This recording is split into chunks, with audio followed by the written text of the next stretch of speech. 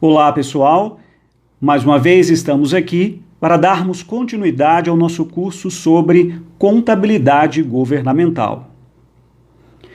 E como dissemos no final da aula anterior, o nosso curso está dividido em duas partes. A primeira delas, dedicada à contabilidade orçamentária, e a segunda, à contabilidade patrimonial. Repetindo, a primeira parte está relacionada à contabilidade orçamentária e a segunda, à contabilidade patrimonial. E para darmos início à parte que trata sobre contabilidade orçamentária, é importante que tratemos aqui agora sobre os aspectos contábeis da Lei 4.320 de 1964. O que a Lei 4.320 de 64 fala sobre contabilidade pública ou sobre contabilidade governamental?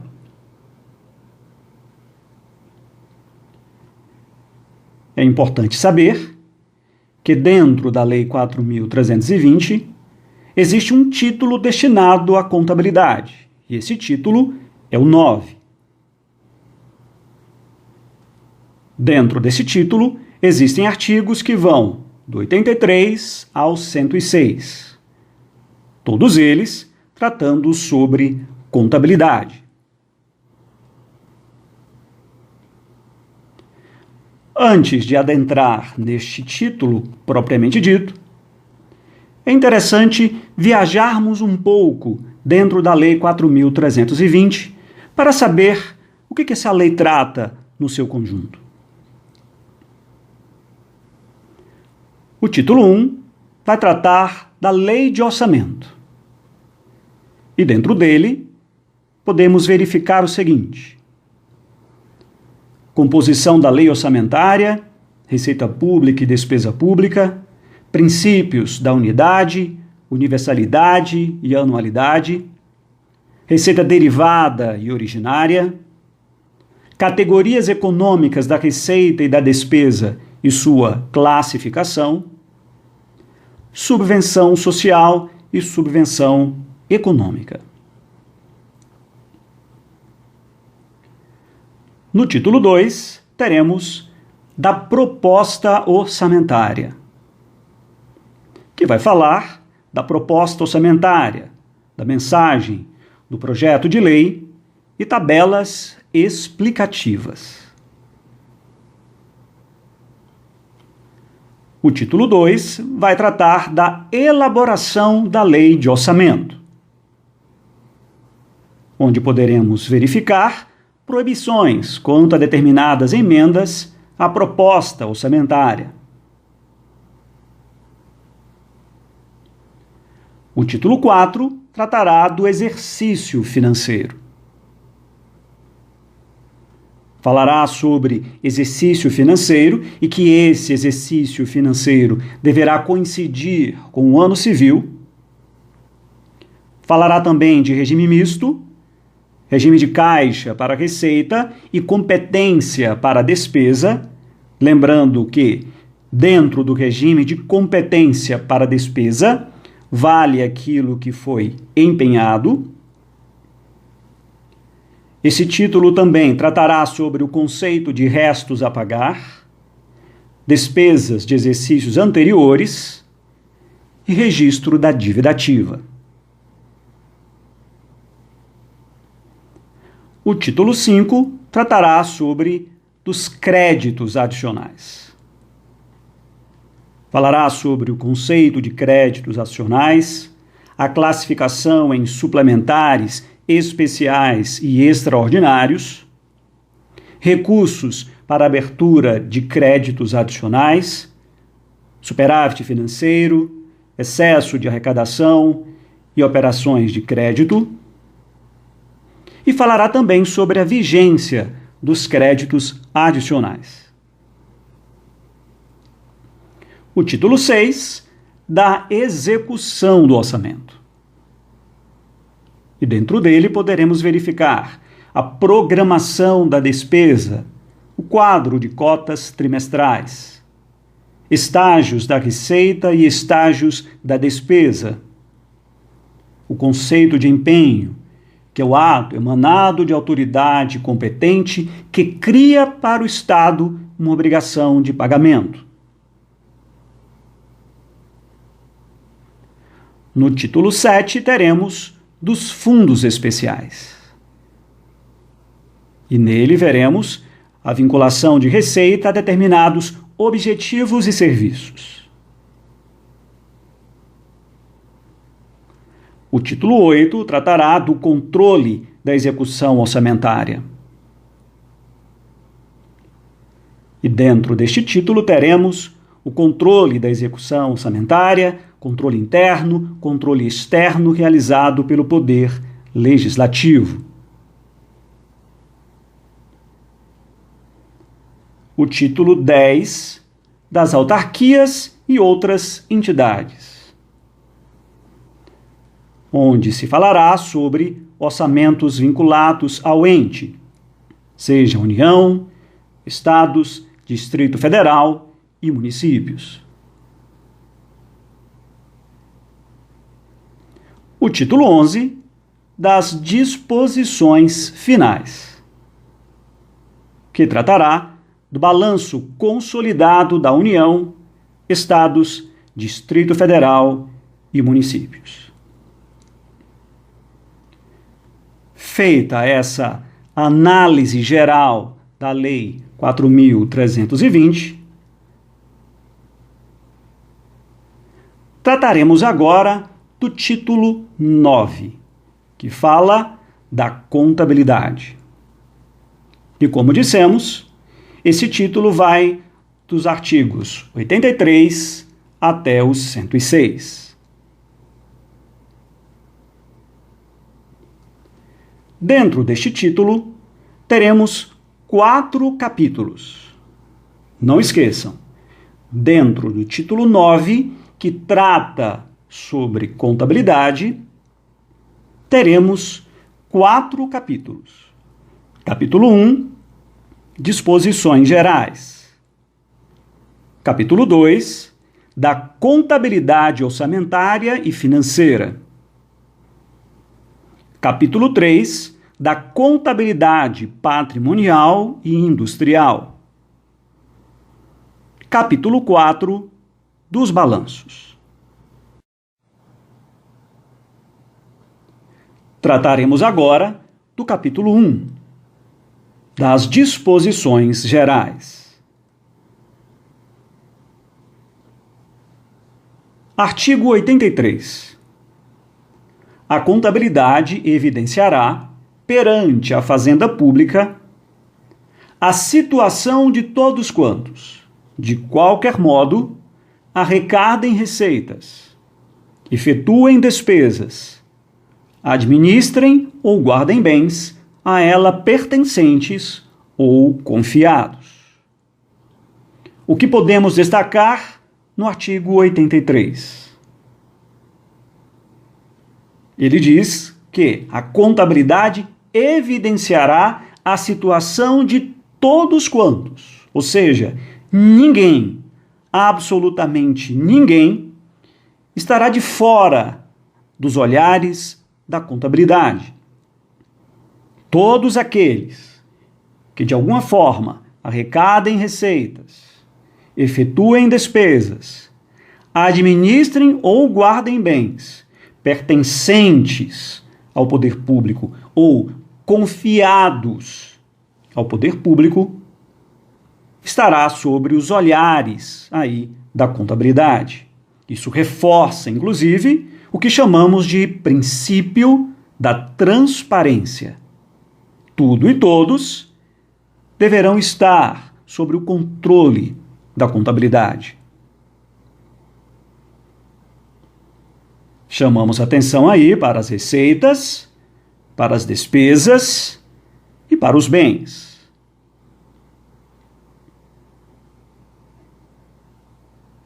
Artigo 84. Ressalvada a competência do Tribunal de Contas ou órgão equivalente, A tomada de contas dos agentes responsáveis por bens ou dinheiros públicos será realizada ou superintendida pelos serviços de contabilidade. O que podemos chamar a atenção em relação a esse artigo? Que a Lei 4.320 deu poderes aos serviços de contabilidade de poder realizar o que chamamos de tomada de contas. Então, além do Tribunal de Contas ou órgão equivalente, os serviços de contabilidade poderão também realizar a tomada de contas. Podemos concluir, então, que todos os setores ligados à administração pública devem prestar contas à contabilidade. Desde que essas pessoas sejam responsáveis por bens ou dinheiros públicos.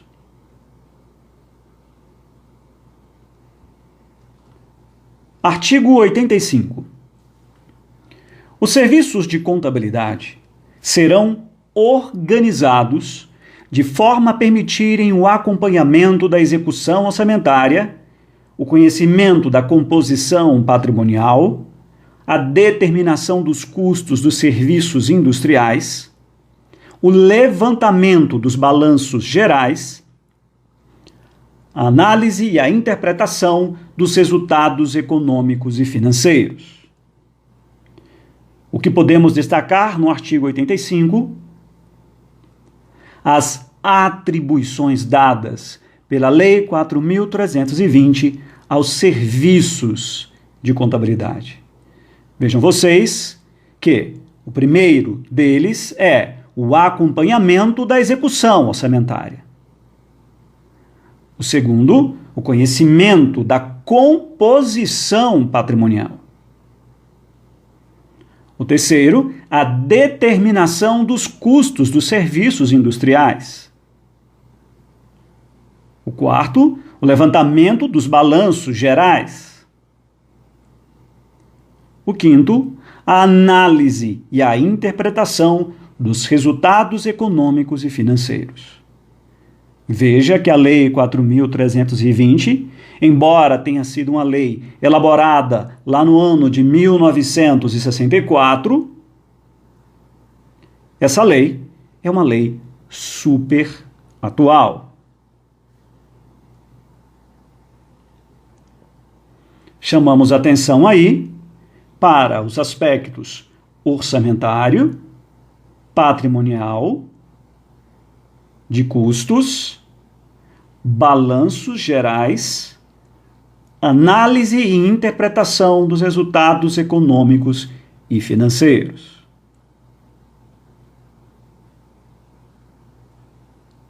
Artigo 86. A escrituração sintética das operações financeiras e patrimoniais efetuar-se-á pelo método das partidas dobradas. O que podemos destacar, então, no artigo 86, o registro obrigatório por meio do método das partidas dobradas. A lei aí fez questão de dizer que o método que deve ser seguido pela contabilidade pública é o método das partidas dobradas. E vejam vocês que a lei destaca aí nas operações financeiras e patrimoniais.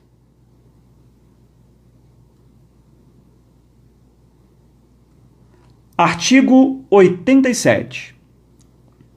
Haverá controle contábil dos direitos e obrigações oriundos de ajustes ou contratos em que a administração pública for parte.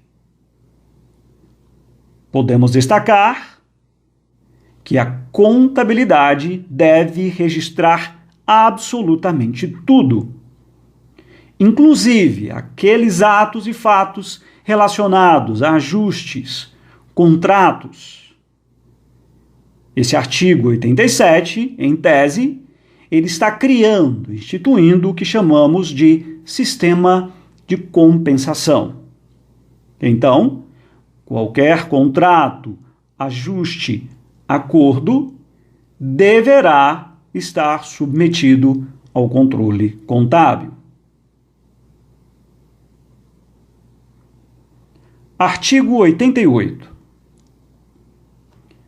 Os débitos e créditos serão escriturados com individuação do devedor ou do credor e especificação da natureza, importância e data do vencimento, quando fixada.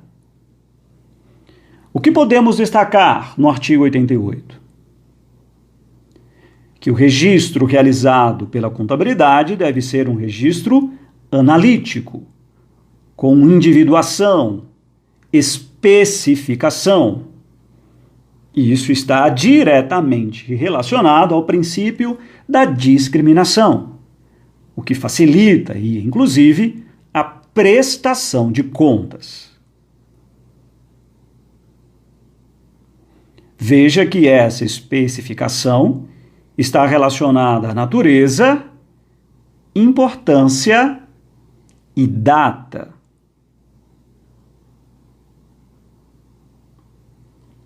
Artigo 89. A contabilidade evidenciará os fatos ligados à administração orçamentária, financeira, patrimonial e industrial.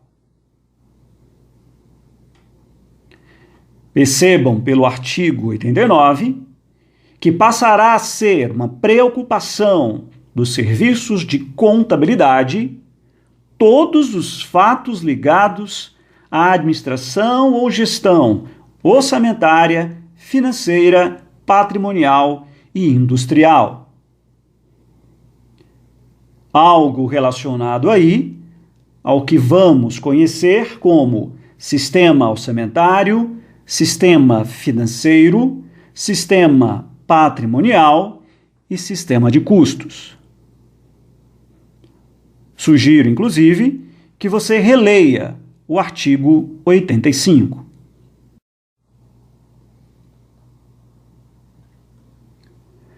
Trataremos agora do capítulo 2, da contabilidade orçamentária e financeira. Artigo 90. A contabilidade deverá evidenciar em seus registros o montante dos créditos orçamentários vigentes, a despesa empenhada e a despesa realizada, a conta dos mesmos créditos e as dotações disponíveis. O que podemos destacar no artigo 90? O controle orçamentário. A contabilidade deverá se preocupar com o controle do orçamento público, com o controle da lei orçamentária, evidenciando os créditos orçamentários, a despesa empenhada, a despesa realizada e as dotações disponíveis. Mais tarde, isso se tornaria um problema para os serviços de contabilidade, na medida em que os profissionais de contabilidade passariam a se preocupar unicamente com o controle orçamentário, se esquecendo do controle patrimonial. Entretanto, nada disso tira a importância do controle orçamentário que deve ser realizado pelos serviços de contabilidade. Destacamos aí os créditos orçamentários, a despesa empenhada, a despesa realizada e as dotações disponíveis. Artigo 91. O registro contábil da receita e da despesa far-se-á de acordo com as especificações constantes da Lei de Orçamento e dos créditos adicionais. O que esse artigo quer dizer? Que todo o controle contábil será orientado pela Lei Orçamentária Anual. Então, é a Lei Orçamentária Anual que dará as coordenadas e as diretrizes para o registro contábil da receita e da despesa. A LOA é, então, a grande orientadora do registro contábil. Lembrando que estamos falando sobre controle orçamentário.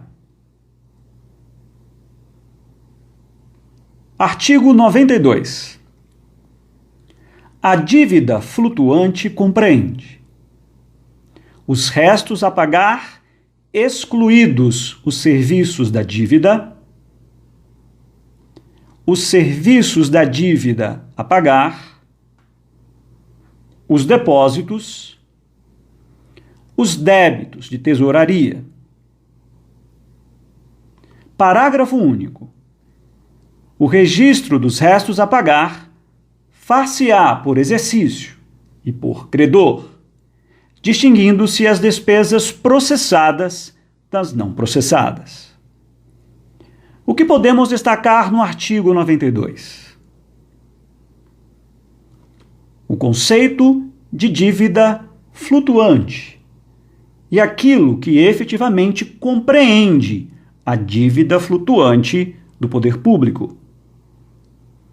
Em seu parágrafo único, temos lá os restos a pagar. E esse parágrafo único estará estabelecendo o que passamos a chamar de restos a pagar processados e restos a pagar não processados. Adentrando mais um pouco no conceito de dívida flutuante, temos a dizer que foi uma preocupação do artigo 92 separar restos a pagar comuns de restos a pagar da dívida. Veja que no inciso 1 tratamos sobre restos a pagar, excluindo-se desse conceito os serviços da dívida. Mas os serviços da dívida a pagar também são restos a pagar. Então, podemos dizer que o inciso 1 e o inciso 2 diferencia o que são restos a pagar comuns das despesas do dia a dia e restos a pagar da dívida pública, que a lei chama de serviços da dívida a pagar. No que diz respeito aos depósitos, no inciso 3, temos aí as cauções, as consignações, as retenções e as fianças. E no que diz respeito aos débitos de tesouraria, temos aí a antecipação de receita orçamentária. Artigo 93. Todas as operações de que resultem débitos e créditos de natureza financeira, não compreendidas na execução orçamentária, serão também objeto de registro, individuação e controle contábil. O que podemos destacar? Que a contabilidade, ela também terá que se preocupar com o que conhecemos como controle extra-orçamentário. Então, todas as operações relacionadas a débitos e créditos de natureza financeira, não compreendidas o que? Na execução orçamentária, deverão ser objeto de registro, de individuação e controle dos serviços de contabilidade.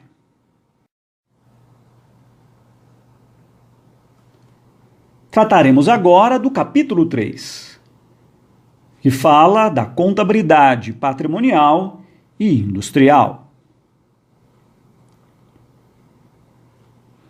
Artigo 94.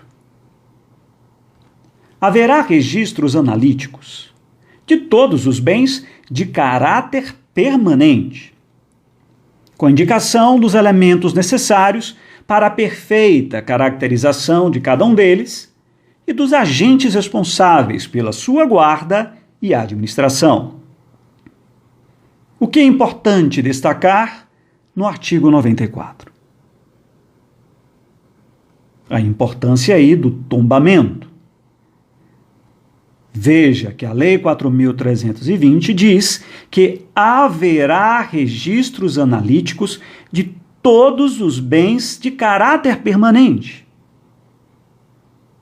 Percebe-se uma determinação abrangente. E podemos concluir que esta não é uma obrigação dos serviços de contabilidade. O que deve ser levado em consideração e o que deve ser realizado pela administração pública é o registro analítico desses bens de caráter permanente. Mas isso pode ser ou não ser uma obrigação dos serviços de contabilidade. Cada ente pode criar uma estrutura para esse registro analítico, que pode ser o setor contábil ou não. Um dos critérios para a classificação de um bem como permanente é a sua durabilidade. O artigo 15, parágrafo 2º da Lei 4.320, discorre que um bem de caráter permanente é aquele que tem vida útil superior a 2 anos. Mas é importante também verificarmos o que existe no artigo 95. Artigo 95. A contabilidade manterá registros sintéticos dos bens móveis e imóveis. Veja que agora a Lei 4.320 ela determina a contabilidade aos serviços de contabilidade, o registro sintético dos bens móveis e imóveis. Veja que ela fala em registro sintético e não registro analítico, como o artigo 94 disse agora há pouco. Então, não há necessidade de registro analítico por parte do setor contábil. O que deve haver são registros sintéticos, tanto dos bens móveis quanto dos bens imóveis. Mas sugiro também verificarmos o que está no artigo 96. Artigo 96. O levantamento geral dos bens móveis e imóveis terá por base o inventário analítico de cada unidade administrativa e os elementos da escrituração sintética na contabilidade. O que podemos destacar neste artigo? Uma diferenciação aí entre aquilo que chamamos de registro ou controle analítico dos bens móveis e imóveis sob a responsabilidade de cada unidade administrativa e o controle sintético por parte da contabilidade. Veja então que o setor de patrimônio das unidades administrativas deverão realizar o inventário. Já o setor de contabilidade, ou serviços de contabilidade, a escrituração, e de forma sintética. Destacamos aí bens móveis, imóveis inventário analítico, por parte de cada unidade administrativa. Escrituração sintética, por parte da contabilidade.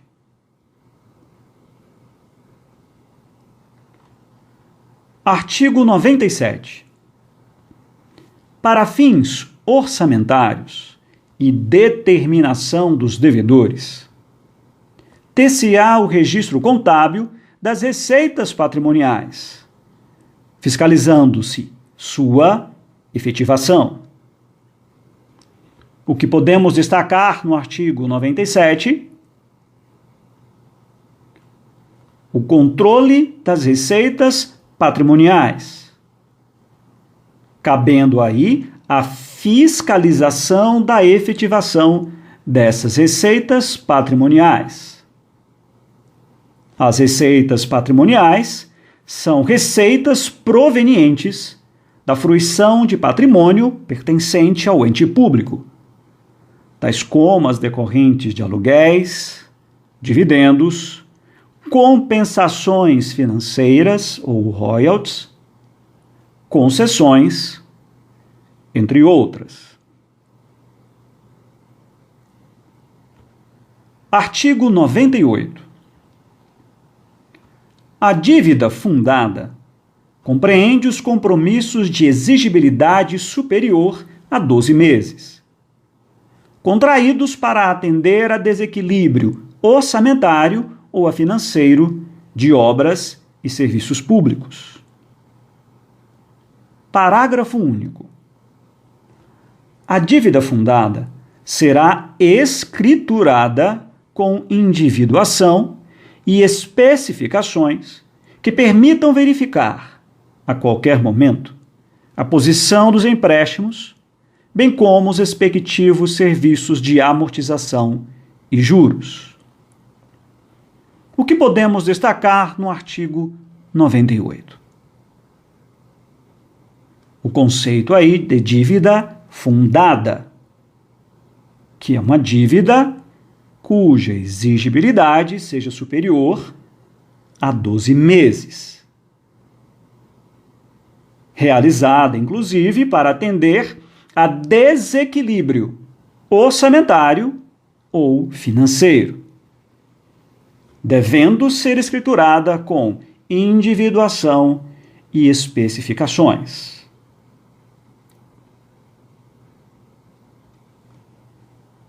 Artigo 99.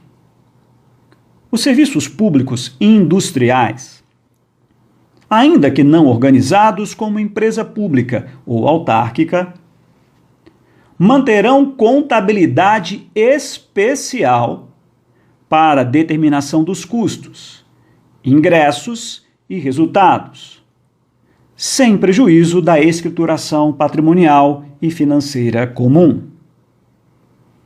O que podemos destacar no artigo 99? O controle especial sobre os serviços públicos industriais. A Lei 4.320 estava institucionalizando uma espécie de sistema de custos e resultados. É uma pena que isso nem sempre foi colocado em prática na administração pública brasileira.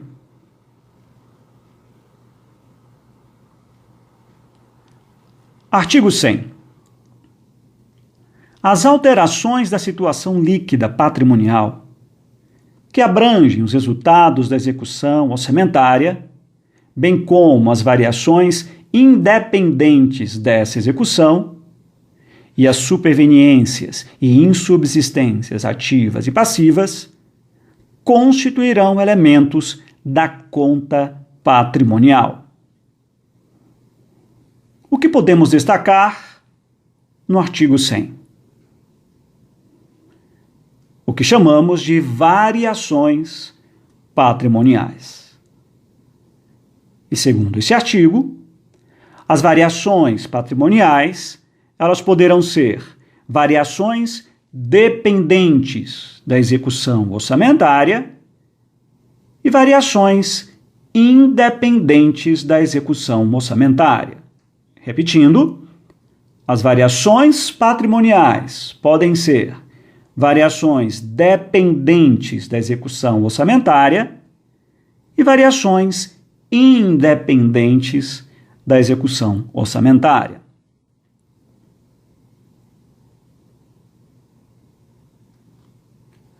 Trataremos agora do capítulo 4, que fala dos balanços. Artigo 101.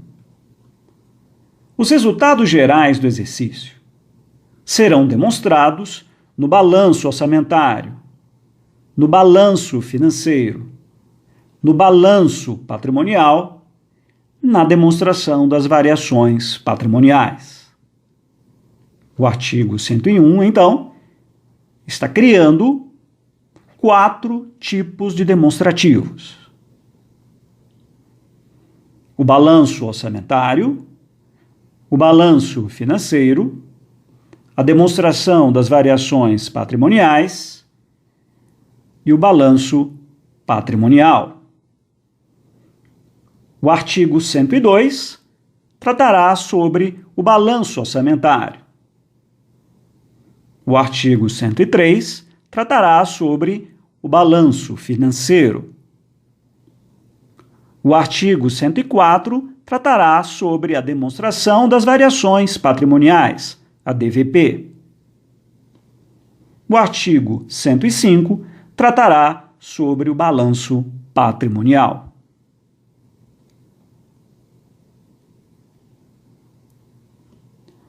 Artigo 106. A avaliação dos elementos patrimoniais obedecerá às normas seguintes: os débitos e créditos, bem como os títulos de renda, pelo seu valor nominal, feita a conversão, quando em moeda estrangeira, à taxa de câmbio vigente na data do balanço. Os bens móveis e imóveis, pelo valor de aquisição ou pelo custo de produção ou de construção. Os bens de almoxarifado, pelo preço médio ponderado das compras. Parágrafo 1º. Os valores em espécie, assim como os débitos e créditos, quando em moeda estrangeira, deverão figurar ao lado das correspondentes importâncias em moeda nacional. Parágrafo 2º. As variações resultantes da conversão dos débitos, créditos e valores em espécie serão levadas à conta patrimonial. Parágrafo 3º. Poderão ser feitas reavaliações dos bens móveis e imóveis. O que podemos, então, destacar no artigo 106? A avaliação dos elementos patrimoniais.